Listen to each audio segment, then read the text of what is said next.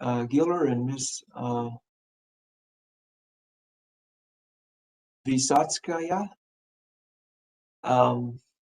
Visatskaya. Visatskaya.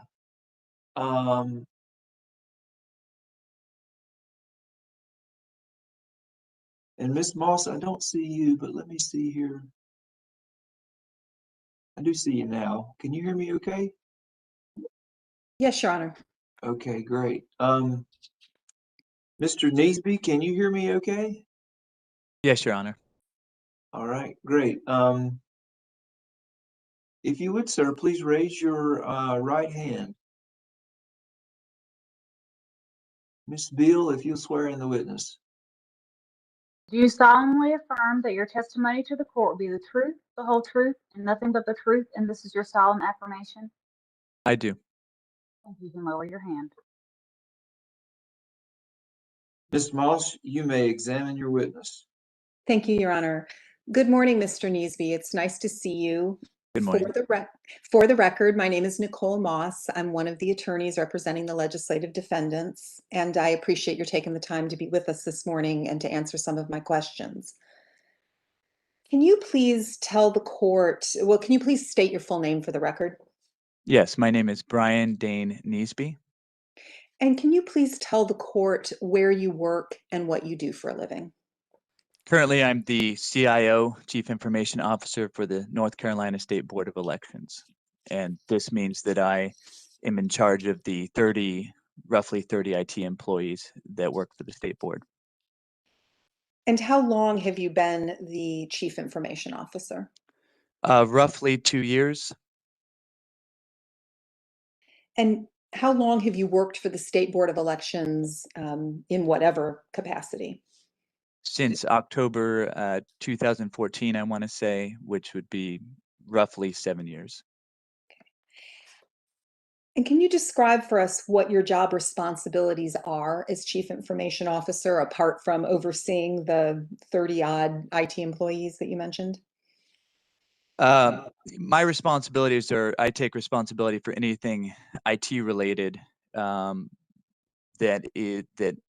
or system related that is brought before the board. So we have 14, I would say 13 voter registration applications that help facilitate the business processes that handle elections. And we have 4 different campaign finance applications. So any changes to that, understanding the systems. I have a infrastructure team that deals with our infrastructure, which is distributed across the 100 counties. I have a security liaison as well, a data team that I manage that helps manage all data requests, and then a development team, as well as a voting systems team that manages the tabulators that are certified in our state. In your position, do you have responsibility for working with the voter registration rolls or voter registration list in the state? I do. I was also, before this role, I was chief data officer. So my knowledge there was was directly working with those voter rolls and analyzing data. I now manage a team that does that, and I often have to do data analytics currently. Okay. And approximately how long were you the chief data officer for the State Board of Elections? It was a title change, mostly that was reflective of my responsibilities that I had gradually taken on. And I honestly don't remember. It was a couple years where that was the official title change, maybe not quite. I started out as a business systems analyst, which is really a data analyst.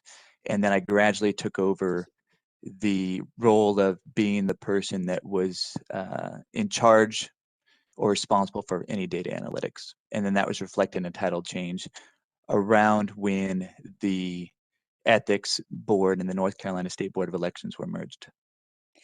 Can you provide the court with some examples of the types of data analysis that you performed while you've been working for the State Board of Elections? Certainly. There is if someone wants to do demographic analysis of voter registration lists, if they want to know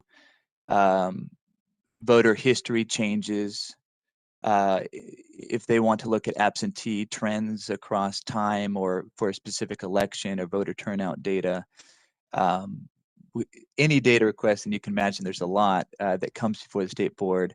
I used to do it all myself, and now, like I said, I have a team, but I very much have ownership over that responsibility.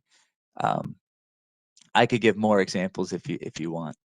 Well, let me ask you this. In either your current role or when you were the chief data officer and a data analyst, did you ever have occasion to work with DMV data that was provided to the State Board of Elections? Yes, in both roles. So we use DMV data heavily in, for instance, in something we call the provisional audit, which is done every election to analyze the provisional audit disposition choices that the counties make to make sure that when they say someone is not registered or someone is registered with the DMV, we check that data. And that's a very complicated process that pulls in DMV data. I also obviously did a lot of work around the voter ID lawsuit to analyze DMV data for that purpose. And by that, I'm referencing VIVA, the VIVA law. And when approximately did you do that analysis for the VIVA law? I don't know that I can remember with precision, but I would say around the lawsuit itself before and slightly after, so 2016, 2015 maybe. Time has a way of getting away from me, so I don't know the precise date. And if I refer to VIVA as HB 589, will you understand me to be referring to the same voter ID law that you're referencing? I will. Now, what is the voter registration database in North Carolina? It's a database we call SIEMS, Statewide Information Election Management System. There are about 13 applications that are facilitated through that database, and it really is a set of databases, but in a set of tables that facilitate those applications. Does the State Board of Election perform maintenance on the list of registered voters within that database or collection of databases? They facilitate list maintenance, and a lot of times the counties actually do the changes to the individual voter records. The state facilitates that by doing a lot of matching and sending that data to the county. Okay. And let me step back and ask, can you tell the court what is list maintenance? When we use that term and we're referring to voter registration rolls, what is list maintenance? Loosely speaking, list maintenance is any effort that is made to clean the voter rolls for anyone that would not be eligible to vote. There is a stricter definition when we refer to biennial list maintenance as a specific process, and sometimes people refer to that specific list maintenance as list maintenance. But there are several list maintenance processes that are used to try to clean the voter rolls. And if you want specifics of what I mean by that, I can go into it. And I'm going to ask you some questions about that, so I appreciate that, Mr. Neesby. And I take it, have you had primary responsibility in some of the positions that you've held for doing the sorts of list maintenance that we've discussed? The list maintenance is automated processes. So I wouldn't say I have responsibility to do them. They're just done automatically. But the maintenance of those processes are now under my purview as CIO. Also, I've analyzed to some extent all of those processes in the course of my work here at the State Board. And what are some of the reasons a voter might be removed from the state's voter registration rolls pursuant to the sort of normal list maintenance that occurs, as opposed to, and we'll talk about the biannual list maintenance, but just the sort of normal list maintenance that occurs, I guess, every day? Right. It really maps well to the reason someone is eligible to vote. So we would we attempt to remove all people that are dead, deceased. Felons are removed, and there's processes around all of this. Also, we, for those that move out of state or those that move out of county, because voter registration is a county by county process. So I think those are the major ones. I feel like I'm missing one, but those are the major ones. Oh, and then change of address is national change of address. We take that data, and that is a subset of those that move county to county, and as well as those that move within county. And how frequently does the list maintenance based on national change of address data occur? That occurs January and July every year. And can you describe for the court briefly how that process works? Certainly. USPS, it's based on USPS data, but we leverage a vendor to do the analytics. And so we send data to the vendor once in January, once in July. They send us data back of who has let the USPS know that they're changing their address. We then package that data and send it on our intranet site for the counties to have access to in changing the address or removing those registrants that have gone out of county or out of state. Okay. Ms. Hardiman, if we could pull up what has been marked as LX257.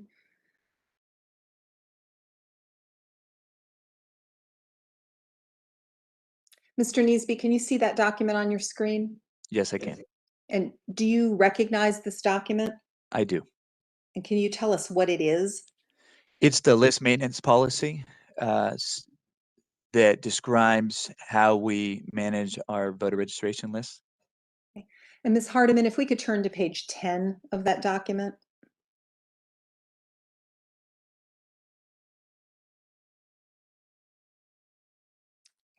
Mr. Neesby, does this describe, at least in part, the national change of address process that you were telling the court about?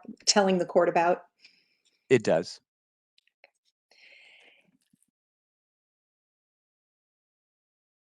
Apart from the types of list maintenance that you have described, you also referenced a biannual list maintenance. Yes. What is the biannual list maintenance process? The biennial list maintenance process happens after every congressional election or every federal election, as we reference it. And it's a two-stage process. But if we've had no contact with a voter for a certain period of time, they receive a confirmation mailing that is sent to them to determine if they are still at that address. If they do not return that confirmation mailing, they will be given an inactive status, which is still eligible to vote. And then if they do not, we furthermore have no contact for a certain period of time, we will then remove that voter after that time has elapsed. Okay. So if we could bring back up LX257, the list maintenance policy. Can I make one clarification?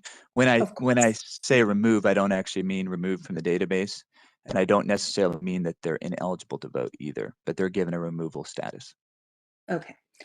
So, and I want to break down this biannual process a bit. So, first of all, does this part of LX257 describe the biannual list maintenance no contact process that you were telling the court about? If you give me just 1 second to read it. Of course.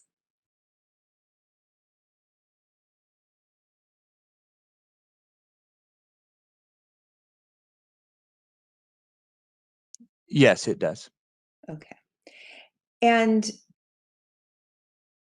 given the name biannual, am I correct in understanding that means that these mailings, these confirmation mailings that go out occur every 2 years? That's right. And how long does a voter have to have had no contact with their county boards of election before they're moved from active to inactive status? I believe it's lower down in the document, but roughly speaking, my memory serves me, it's the federal election, it's 2 federal election cycles, I think. If you could scroll down, I could be sure of this. And it's 90 days prior to that election based on some interplay between and I believe NBRA and state law, but don't quote me on the law there. Okay, so if it says here that thus after each statewide general election, any active registered voter from whom a CBE, I assume that means County Board of Elections, has not had contact for a period spanning 2 statewide general elections becomes subject to biannual list maintenance. 2 statewide general elections, would that be 2 years? 2 years each. Right. So For a yes. total of 4 years? That's correct. Okay. So after an individual has had no contact with their county boards of election for 4 years, Sorry, my mistake. It is, just to be clear, obviously you can look at the list maintenance period. It's a little bit more than, because it just passed the previous election. It's closer to, I would say 2 years and a couple months. okay. And is that because you're not allowed to make changes or do this list maintenance within 90 days of a federal election or general election? I'm not a lawyer, but that's how it's been represented to me. Okay. Okay. So then after there's been no contact for 4 years, well, let me step back and say these confirmation mailings that get sent out, what happens with those confirmation mailings? They either get responded to in 30 days, or the voter becomes inactive or is provided an inactive status. And then after these voters have been sent these confirmation mailings, they've not sent them in, and there's been no contact for 4 years, then what happens as part of the biannual list maintenance no contact process?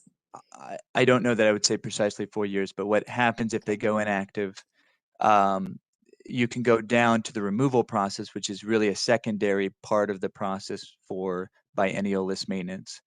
And if we've had further no contact for what is deemed 2 federal election cycles, then they are given a removed status.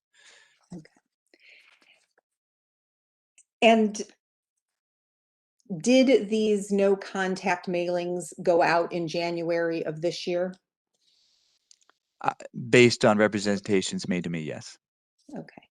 And that would be consistent with the normal biannual list maintenance process to send them out in the odd year following a general election.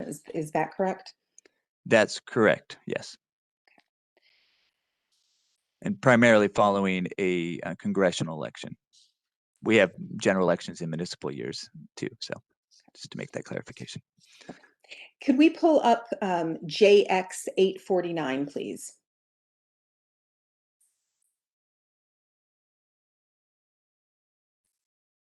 Mr. Neesby, do you recognize this document that's already been admitted into evidence that's entitled County Boards of Elections Begin Regular Voter List Maintenance Processes?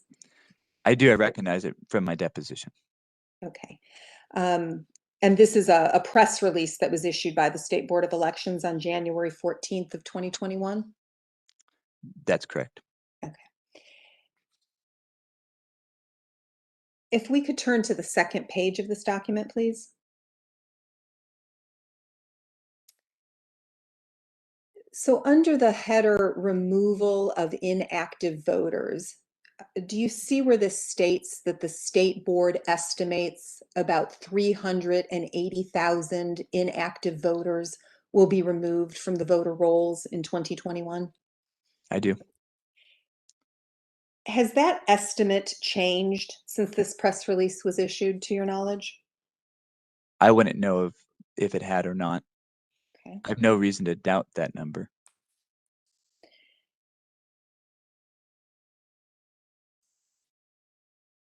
Assuming that this number is generally accurate of 380,000 inactive voters that are likely to be removed through the biannual list maintenance processes that are going on this year, Would those 380,000 voters have been included in the voter registration database that was produced in discovery in this case to plaintiff's expert in October of 2020? Objection, hypothetical. Hold on just 1 second. I think I can answer that Hold fairly. on, hold on just 1 second.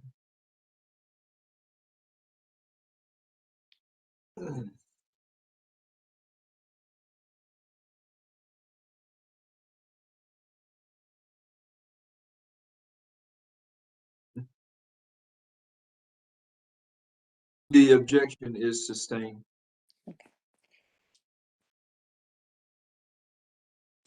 Let me ask it a different way then, Mr. Neesby.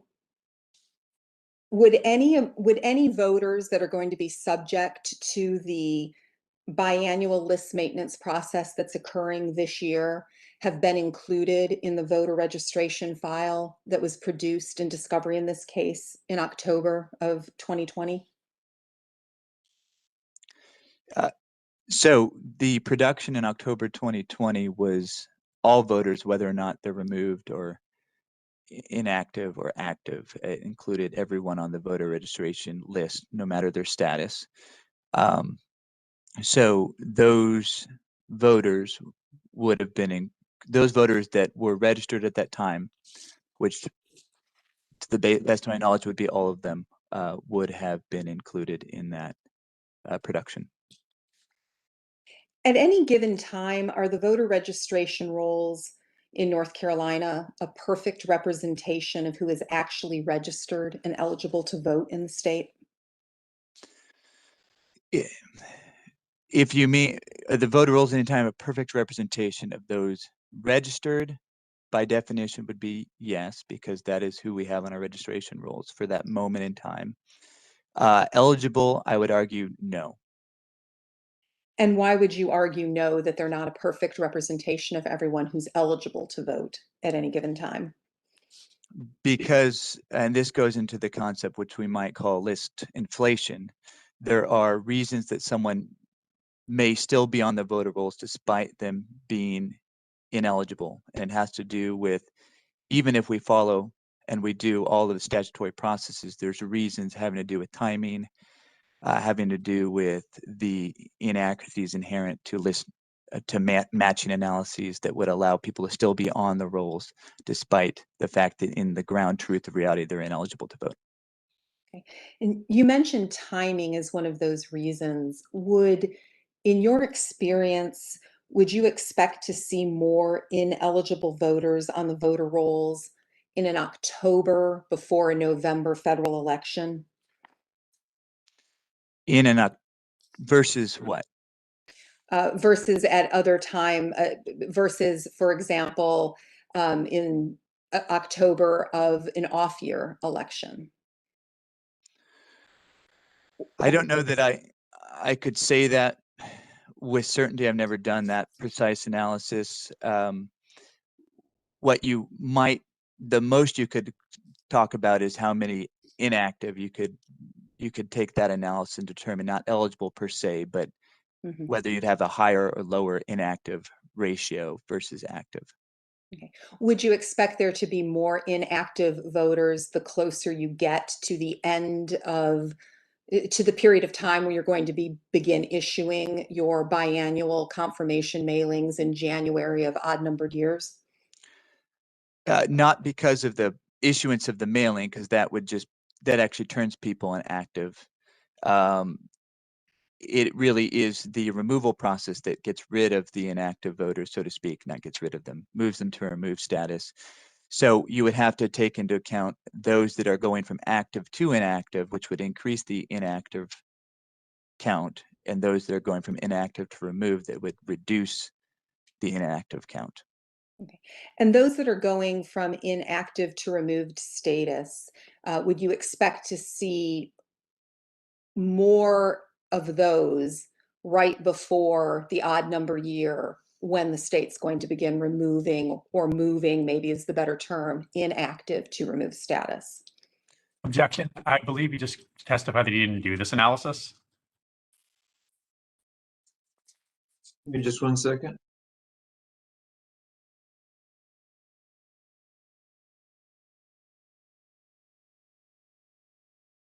The objection is sustained.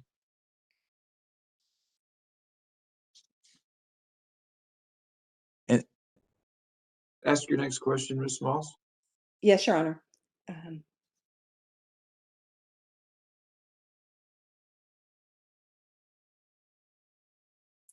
Now, in your various positions that you've held with the State Board of Elections, have you had responsibility for conducting data matching between the state's voter registration database and DMV databases? Yes, I've conducted database matching and I've analyzed database matching of others. Okay. And apart from the experience in data matching that you've had with the state, have you had other experience before you began working for the State Board of Elections in data matching? I had experience as a data analyst all the way back to 2006 working for Toyota Motor Sales as a contractor. Database matching is a general term. In any data analytics, you're doing some form of matching, but the databases are designed to facilitate those matches. So I could say all the way back to 2006. For the more complicated analysis where you don't have unique identifiers in the database, I would say that that was toward the end of my tenure at Toyota. So that would have been something like 2012, and that's a little bit of a guess. And when you refer to unique identifiers, what are you referring to? In the context that I just described, I'm referring to there's two ways to think of that, but one way is that their databases are designed to have joined fields between different tables, and therefore that is technically a matching, but it is one that requires, it's trivial at best, I would say. And then there's two different databases that don't have an identifier that identifies an individual in a way that can be easily identified in the separate database. And that takes a little bit more complexity to match between those two data sources. Okay. And based upon your experience working with the North Carolina voter registration database and your experience working with data from the DMV database, are there unique identifiers that can be matched across those two databases? There are no unique identifiers that are required fields that can be matched between the two databases. So for example, do they both maintain full and complete social security numbers for individuals? Our system has partial last four. DMV has a full social security number, and I believe it's required. In our system, it is not required. Did you perform a no match analysis in 2019 between the state's voter registration rolls and the DMV database? I did. And what was the purpose of performing that matching analysis? This was to follow what was represented to me as our statutory duty to mail to those that may not have a DMV issued photo ID, and to prepare the mailing list for that mailing. Were you attempting in conducting that matching analysis to create a reliable list of everyone in the state who lacks an ID that can be used for voting under Senate Bill 824? No, we were not. Would you consider the matching that you did strict matching or using strict matching criteria? I would consider it fairly strict. And by that, I mean that there's a high confidence that the match you find is a true match in reality.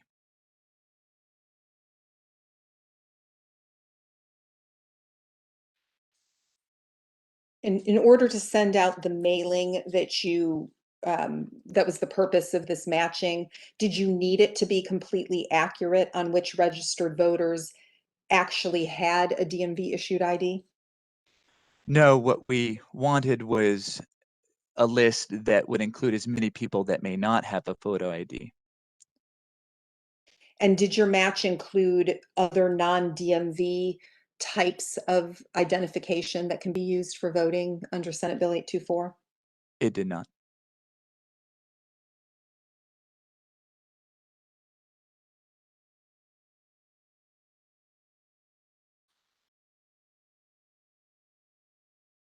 Had you wanted to create a list, a no-match list with the DMV that more accurately identified voters that lacked a DMV-issued ID, would you have gone about your matching analysis differently? Objection. This is not an analysis he did. This is a hypothetical. Objection sustained. Okay.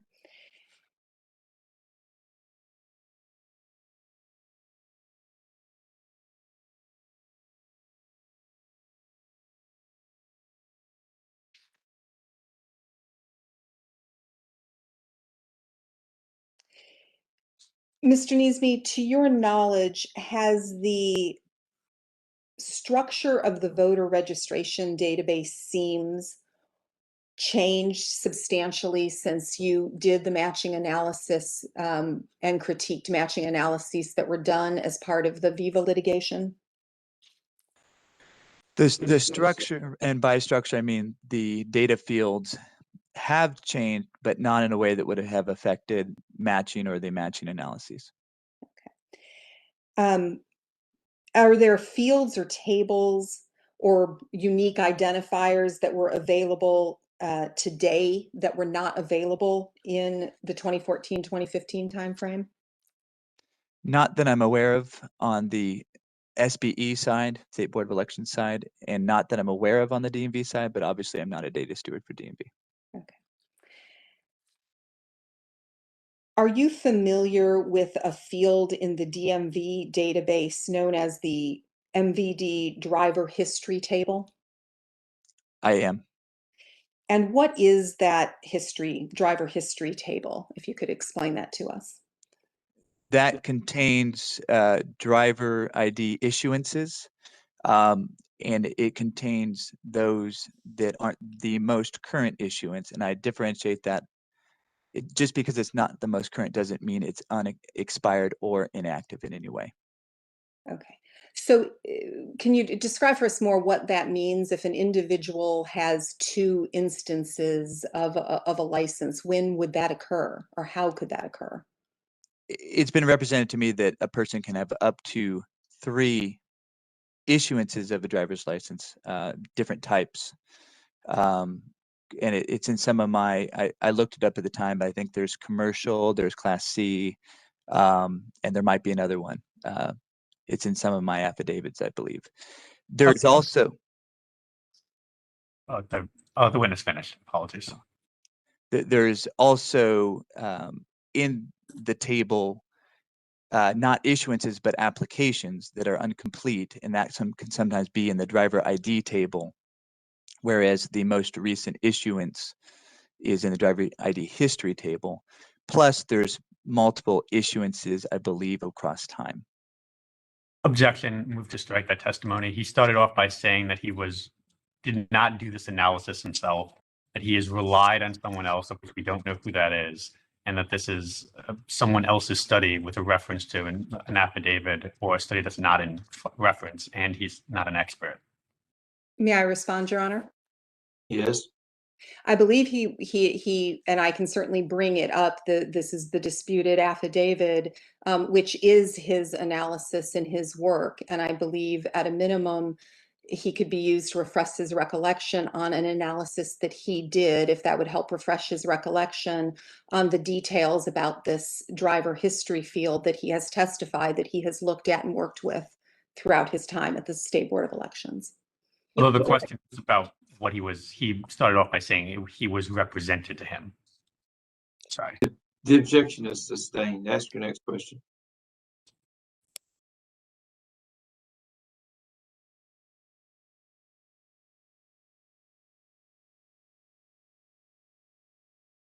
Mr. Neesby, to your knowledge, and with your work with the data, does the DMV maintain a data table with name changes? Yes. And would that data table be called the MVD name history table? It would. And what sort of information, to your knowledge, is kept in the name history table? Changes to the name fields of a DMV customer across time.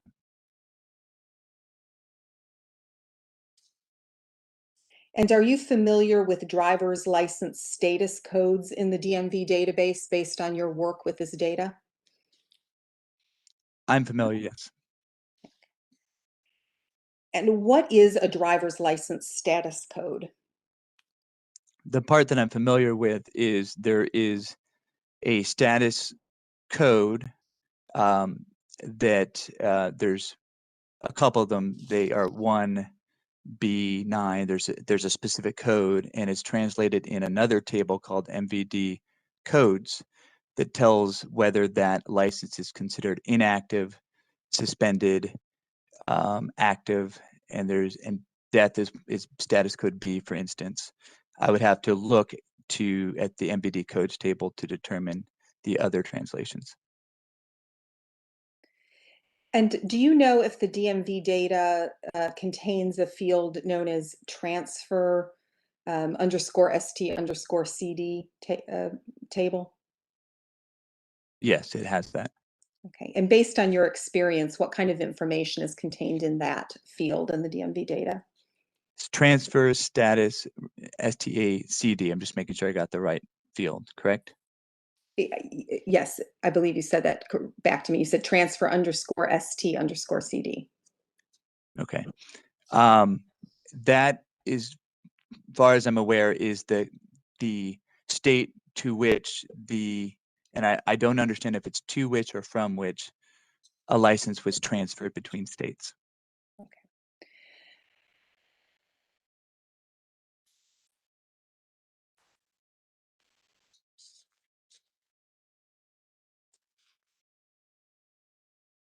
Based on your personal experience working with the DMV history tables, have you had experience with finding individuals who were registered voters and who had valid licenses that you found in the DMV MVD history table when you've been performing analyses? There's multiple, so MVD driver history table? Yes. Yes, as part of my analysis, I think it's the affidavit that is in question. I did analysis to find voters that had an unexpired license on that table. And you found these unexpired voters in the history table for DMV? Okay. Objection. We do not believe that, as we said before, that affidavit is an improper expert testimony. He can obviously testify, but we think that analysis that he did in rebuttal to Dr. Stewart is not appropriate testimony from a layman. All right, give me just 1 second.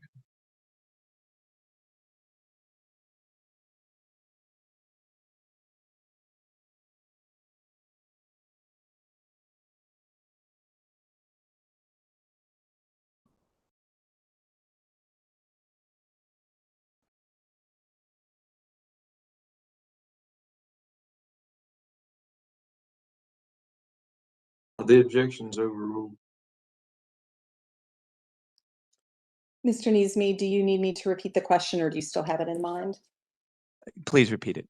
Sure. And my question was looking at the analyses that you've previously done looking at the MVD driver history table. Did you find registered voters with unexpired licenses in that history file in the DMV database? Yes, I found it in the history table, and more precisely, doing the same matching analysis, I was able to determine that there were unexpired driver's licenses to that same customer ID, which is your driver's license number, that were on the no match list that Dr. Stewart did. Your Honor, those are all the questions that I have for now. Thank you. All right, Mr. Giller, you may cross-examine the witness. Thank you, Your Honor.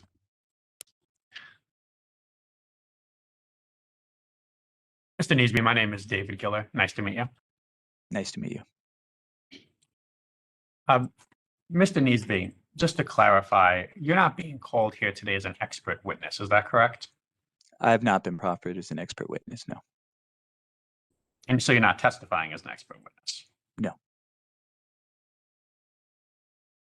And you haven't reviewed any expert reports about any matching analysis concerning SB 824, is that correct? I have not. And you haven't reviewed the expert reports of any of the experts? In this case, I believe I did review an analysis in a federal case about SB 824 having to do with the 2019 no match list.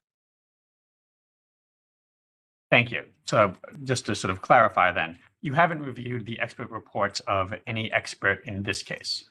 Correct. And again, just to sort of clarify for the record, that means you have not reviewed the expert report of Professor Kevin Quinn or Dr. Kevin Quinn in this case? I have not.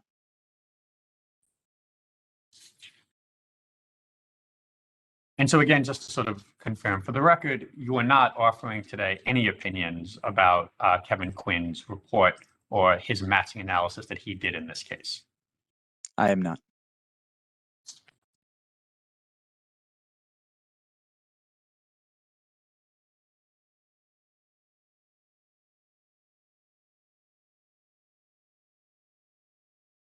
Mr. Neesby, you discussed a little bit with your counsel about routine list maintenance of voter files. Is that correct? She's not my Objection, Your counsel. Honor. Right. Right. Let me rephrase. I apologize. Mr. Neesby, on direct, you spoke earlier about routine list maintenance of your voter rolls. Is that correct? That's correct. Thank you. And that happens at least twice a year. Is that right? If you're biennial list maintenance, the NCOA happens twice a year. So that is one subset of list maintenance. National change of address. And at least part of the list maintenance is an automated process. Is that correct? List maintenance as general is multiple list maintenance processes that include both automated and manual processes. And the purpose of that is to keep the state's voter rolls updated and as accurate as possible. Is that correct? I think that's fair, yes.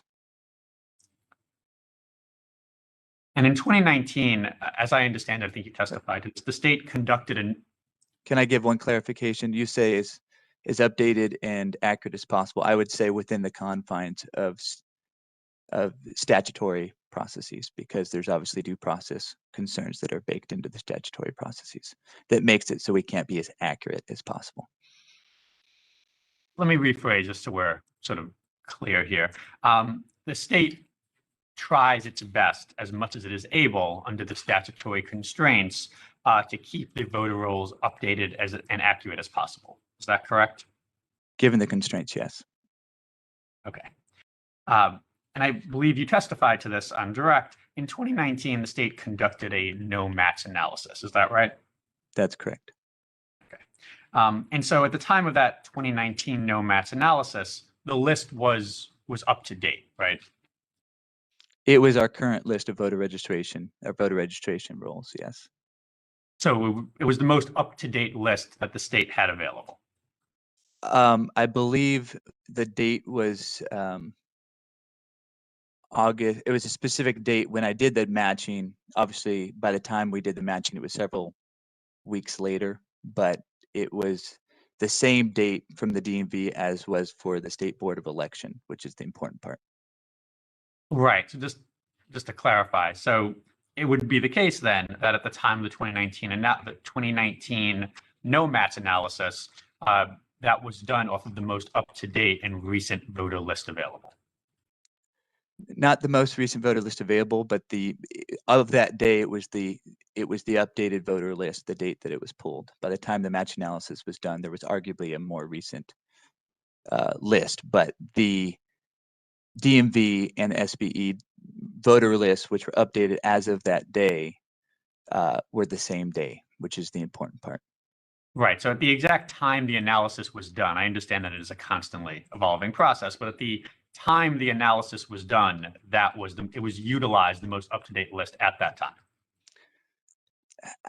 I honestly, I don't like that phrasing because the analysis was done 2 weeks later. It was using the voter list that it was using was updated as of the date it was pulled.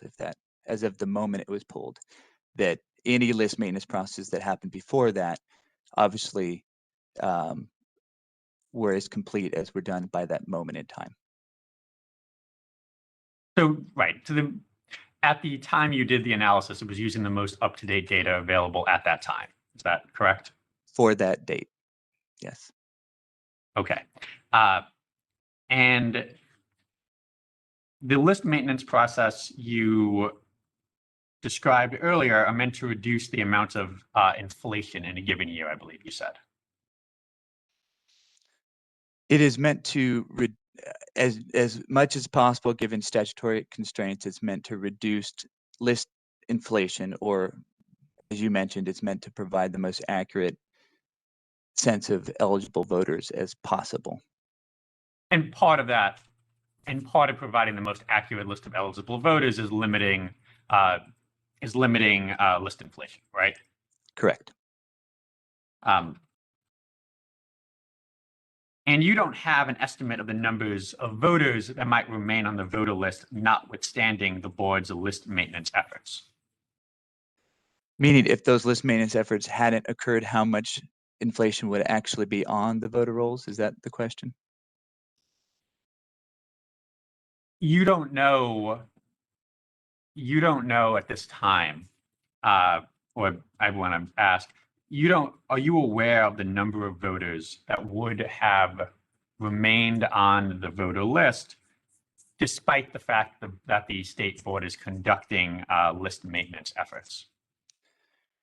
You could do that analysis. It is those that are removed or made inactive in our voter rolls because we don't remove records, but I haven't done that analysis anytime recently. So you don't know that number? Off the top of my head, no.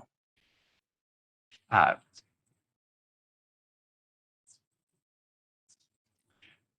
Neesby, you're aware that the voter file produced in this case and used by Professor Quinn to do his no match list was from October 2020. Is that right? I have no awareness of what Dr. Quinn used or did not use. Fair enough. If I represent to you that the voter file was from October 2020, would that seem accurate since it was provided by your office to state defendants to plaintiffs? I have no reason to doubt that. I don't remember the date that was done. Okay. And just to sort of, we'll get to that in a second, but and just to clarify, 2020 was a presidential election year, is that correct? That is correct. And so in a presidential election, many voters would register at the end of the deadline of registration. Is that correct? I have done some analysis in the past, I would say, that do indicate that there's a higher degree of registration activity approaching the 25-day deadline before an election. And in North Carolina, the deadline was October 9th. Is that correct? Sounds right. I'd have to look, but it sounds like that's roughly 25 days prior to November 3rd. We'll represent that it's October 9th. And in North Carolina, just to sort of clarify, voters have the option to register during same-day registration during early voting. Is that correct? That is correct. And that's even after October 9th. That's correct. Okay. And would you say that, again, approximately around 100,000 North Carolinians register to vote using same-day registration during early voting? I would say that roughly is the right number in a even numbered general election year. Correct, which October 2020 was an even numbered presidential year, correct? Yes, I was just differentiating between municipal election years. Of course, just want to sort of clarify. So that would have been the case. The 100,000 number I said would have been the number you would use for this year, for the general election of 2020. I don't remember the precise number, but I have run that in the past, and I remember it being roughly that amount, give or take. Okay. 10,000 or so. Thank you. And so voters who were removed in January from any list that would have been provided in October.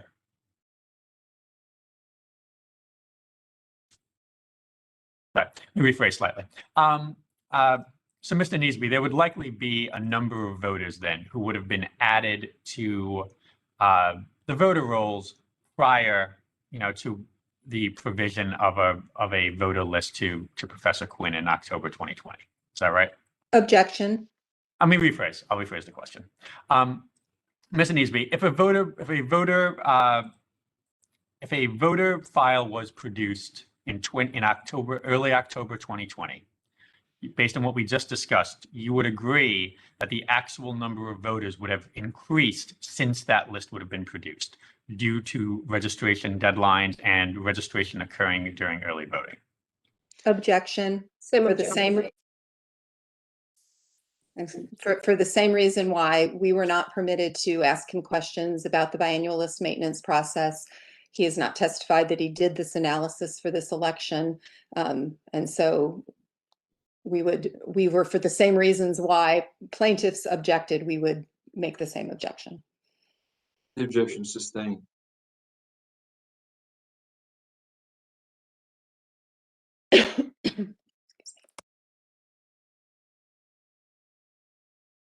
Mr. Neesby, North Carolina removed approximately 575,000 voters from its rolls in list maintenance in January 2019. Is that correct? January 2019, I don't have the number off the top of my head. Does that sound correct? I don't have any reason to disagree with it. It's the best I can say here. And that would be more, and that number is more than has been removed in the biennial. And that number, that 575,000 that you don't disagree with, is more voters than have been removed in the biennial list maintenance in your tenure at the North Carolina State Board of Elections. Is that right? I have not done analysis on biennial list maintenance removals across the last several years, so I don't know that for a fact. I have no reason to disagree with it. Do you know on average how many voters are removed? I don't, not off the top of my head.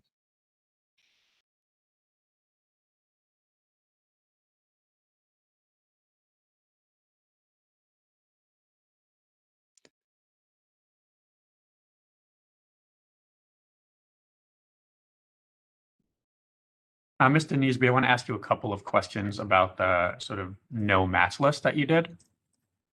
In 2019? Correct. Mr. Neesby, just to clarify for the record, there are limits to the analysis that can be run by the state to generate the no match lists. I believe you testified to that.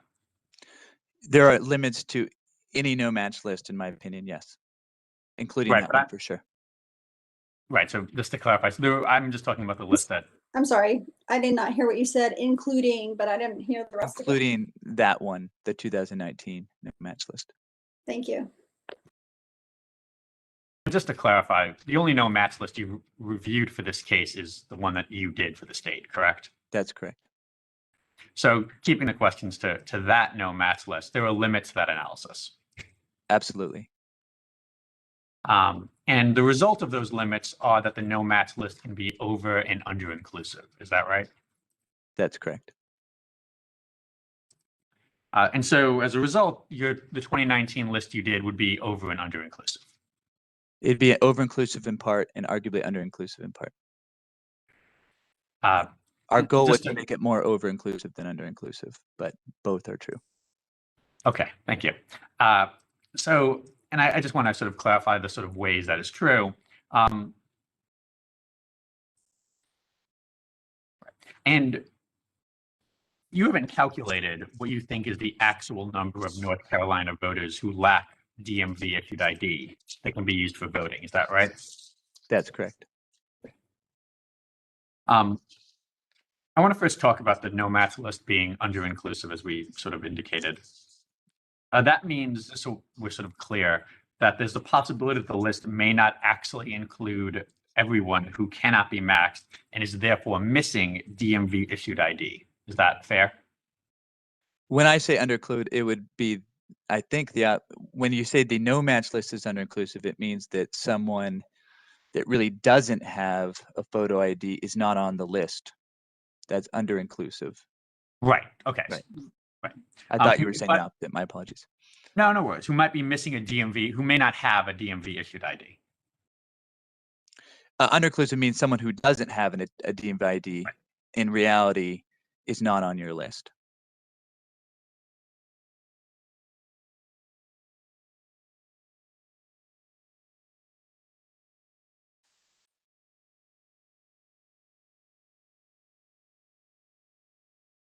I'd like to bring up what has been marked JX46.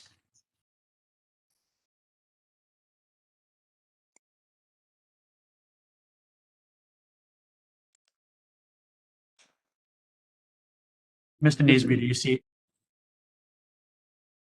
Mr. Neesby, do you see the email on your screen right now? I do. Okay.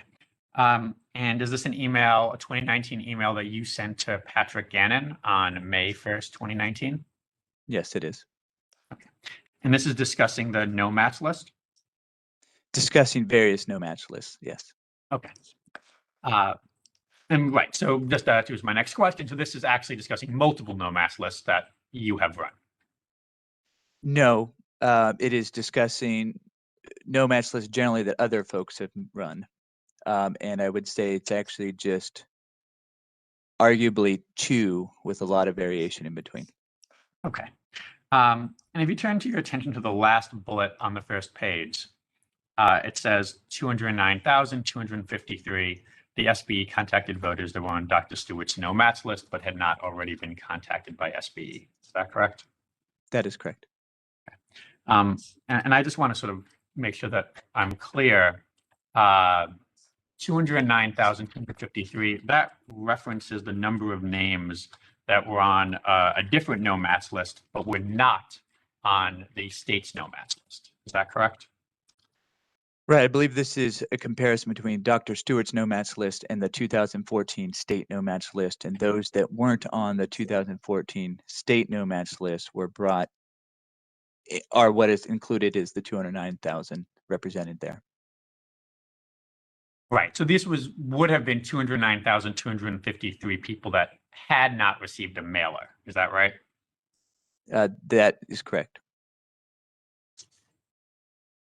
But then, just to sort of clarify, this represents that was a mailer then sent to those individuals? Yes. Okay. I'd like to actually bring up JX2. This is a presentation by former Director Strack. Can we just turn to page 21?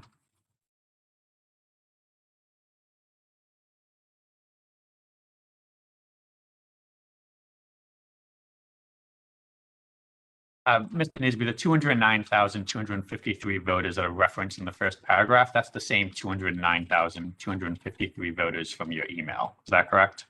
That's correct. Okay. And I think you just indicated that a mailer was sent to them following that email. It was not sent following that email, but it was sent prior to that email, I believe. Rephrase. Although a no mailer had been sent to that 209,253 voters, a mailer was sent to them at some point. Yes. Yes, I see your question. Yes. Thank you. And the second paragraph here represents that 8,444 returned a response card and 76% indicated that they had acceptable ID. And then the third paragraph says 782 voters requested assistance. Is that correct? That's what it says, yes. So just to sort of clarify, those 782 voters that requested assistance, they would not have, they had not originally been sent a mailer because they're part of the 209,253 voters. Is that correct? That's my understanding, yes. Thank you. You can take this down. Ms. Neesby, I think you also said that the no-match list can be over-inclusive. Is that right? That's correct. Okay. And so that means that it can include individuals who do have some legitimate form of ID, but still show up on the no-match list. That's correct. Okay. And just to confirm, you haven't done any analysis to try to produce a no-match list that is more accurate to reduce this over and under inclusivity. Defining more accurate as reducing both over inclusivity and under inclusivity to its lowest limits. No, I have not done that.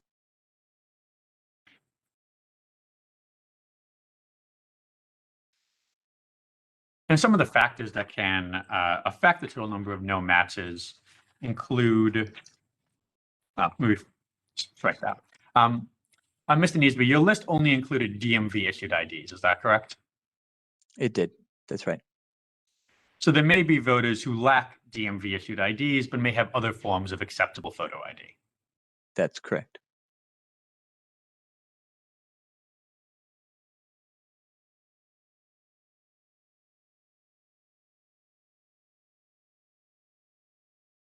Mr. Neesby, regarding the state's no-match list, you understand that plaintiffs in this case made a request for all of the files utilized by the state board in creating its no-match list? I believe that's so, and I'm assuming you mean the 2019 versus the 2014.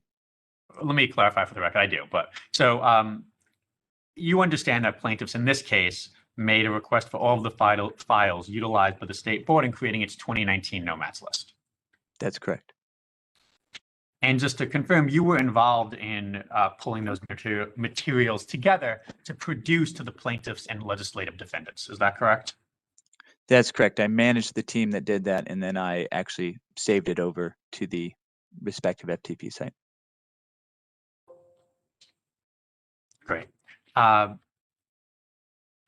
And on, do you recall that on September 16th, 2019, you sent an email to the experts in this case, providing those materials? Yes, I believe I provided access to those materials. I don't know if they weren't in the email, but yes. Well, let's just introduce the email so we're clear. Can we bring up PX, what's been previously marked PX 125?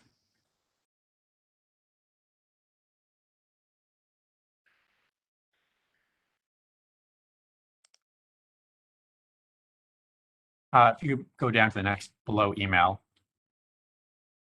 Mr. Neesby, is this an email that you appear to have sent to yourself on Monday, September 16th, 2019? It is. Yes. Okay. And just so the record is clear, this includes the DHH death files, the DMV address change files, the master death index from SSA, and the national change of address file. That's part of it, yes. Right. And the bottom says you should receive a second drive tomorrow with the following, and that says underlying data for the no match list that was run based on voter registration and DMV data pulled on 8/24/2019, the current data dictionary for SEIMS, the latest data dictionary we have for the DMV, and DMV tables that were provided to us on August 24th, 2019. Is that right? That's correct. Okay. And you recall sending this email? I do. All right. If we could go to the top. And so just to sort of be clear for the record, your email and the documents that you attributed appear to have been sent to SCSJ, well, to plaintiffs and legislative defendants in this case. Is that correct? Yes.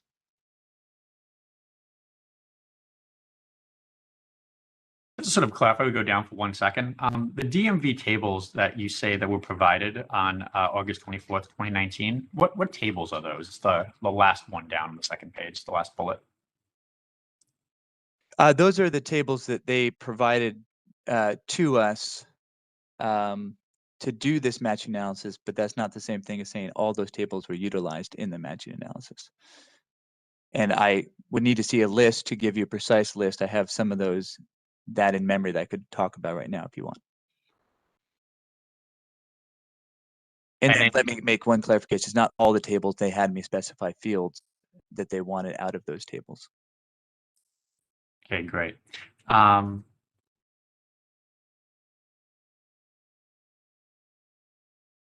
go to the top for a second.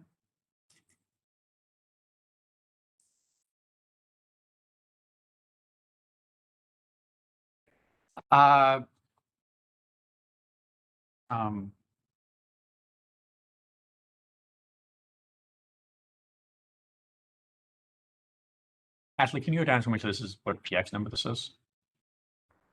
Mr. Nisby, you're aware of the fact that the plaintiffs on or about October 2020 requested an updated version of each of the files previously produced in September 2019 with regard to the state no match list? I was aware of, I don't know what the exact date, but them asking for the voter file, which is a set of tables and seams. I don't know that they want an updated list from this no match, the data files under this no match list. I was not aware of that precisely. Let me just go back a step. But you were aware that the defendants and plaintiffs asked you for updated files. Updated files of these files? I don't know that they would be updated. Or just the voter file, which is a set of tables. The voter file. You produced additional information that you put together to the plaintiffs and defendants in this case following this email, correct? I don't remember the exact timing, but we produced something we call the voter file, which is really a set of tables. It would be just the seams side of the data, i.e. just SBE, and it would have been a large set of tables that was really an update from the previous Viva production. And I don't remember exactly when that happened, but I do remember that we did that. No problem. Sorry, I didn't mean to interrupt you. These specific files, I don't know what updated would mean. These are the files that were used for the matching. The ones in the highlighted yellow. Fair enough. Let me bring up the documents so we can all be on the same page. Can we bring up PX 126?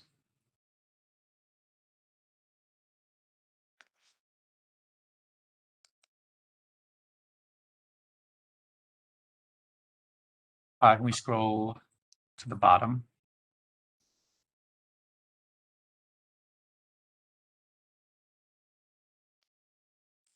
A little bit more. Specifically,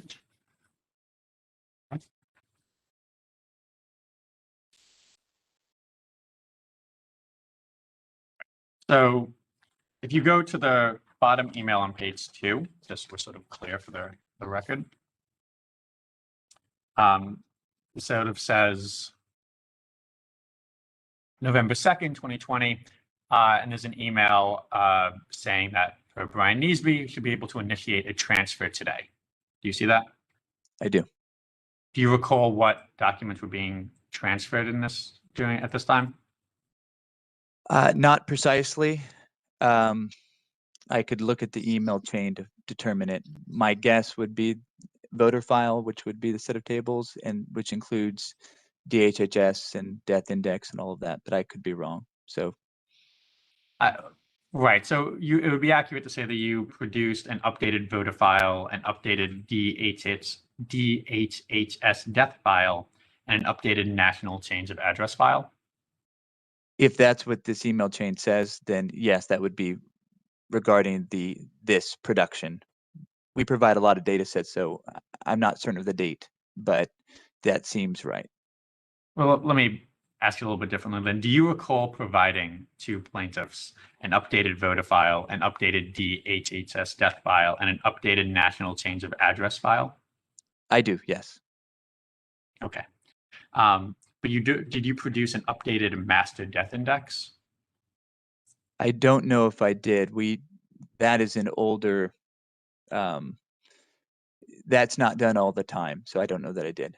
If there was an updated master death index, I would have included it, but I don't know that there was. But you don't recall and don't think that you actually did include an updated master death index? I don't remember doing it, no.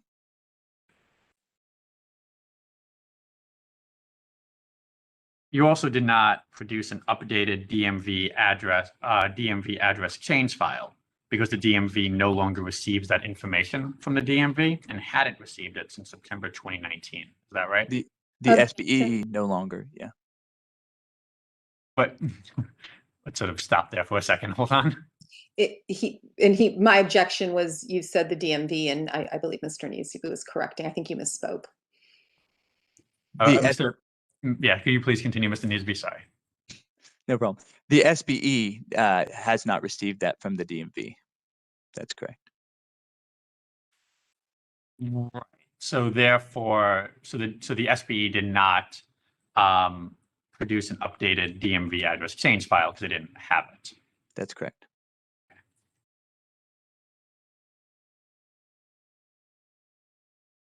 We had discussed DMV tables in the earlier email that were provided on August 24th, 2019. Do you recall those? I recall many of them on the top of my head, yes, if that's what you're asking. Well, I was asking a little bit differently. I was wanting to sort of make sure the conversation was sort of centered. You recall that that you produced them on August 24th, 2019. The data was generated August 24th, 2019. We produced them after that date, yes. And did you at any point, did you produce updated versions of those DMV tables? Not that I'm aware, because the purpose of producing those was for the underlying data related to the no match list. I'm sorry, could you repeat that? I apologize. The reason for that date was that was the underlying data for the no match list that was generated for that date specifically. So I'm not aware of producing updated DMV files. Okay.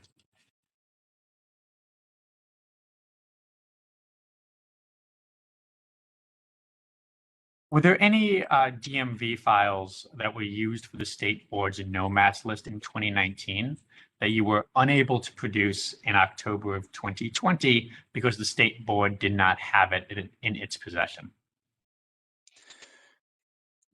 We didn't have, I think I'm answering a question accurately. We didn't have all DMV tables, but the DMV tables that were used for the no match list were produced.